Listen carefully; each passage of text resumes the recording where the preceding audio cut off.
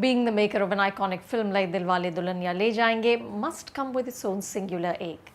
How do you carry the burden of a film that continues to run after 21 years? How do you live up to your own legacy? I'm thrilled to report that with Befikre, Aditya Chopra reinvents himself.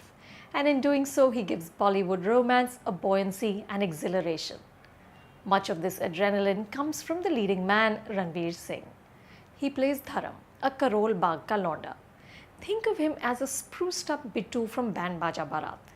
Dharam comes to Paris to work as a stand-up comic in a club catering to Indians. When we first meet him, Dharam is like a testosterone-fueled teenager. All he's looking for is a good time. He meets Shaira, a second-gen Indian immigrant who takes him on. Their mercurial relationship is driven by a need for excitement. They keep daring each other to do crazy things. This portion seems directly inspired by the 2003 French film Love Me If You Dare. But Befikre never gets into the dark, unsettling spaces of that film. Instead, Aditya, who has also written the story, creates a delightful take on modern love. Dharam and Shaira slowly discover that the essential ingredient in a relationship isn't love after all. It's friendship.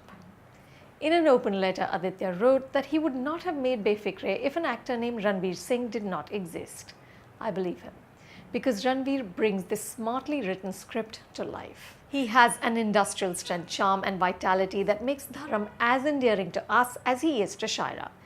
This man is impulsive, immature and stubborn, but we love him anyway and we're rooting for him until the last frame. Ranveer also captures the nuances of Dharam's growth. His expressions of hurt, rejection and anger feel authentic. Dharam's evolution gives this rom-com an emotional weight. This is Vaani Kapoor's second Hindi film, but she's remarkably at ease in front of the camera. She admirably holds her own against Ranveer.